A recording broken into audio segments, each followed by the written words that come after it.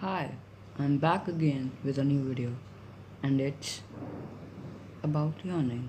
Why do we yawn? So let's start.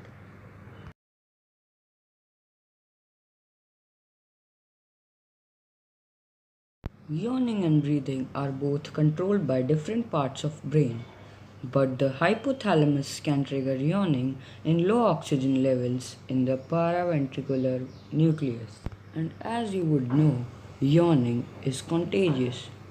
But why is it so? It's because humans learn from each other and build up self awareness and relate starting at the age of 4 to 5 years.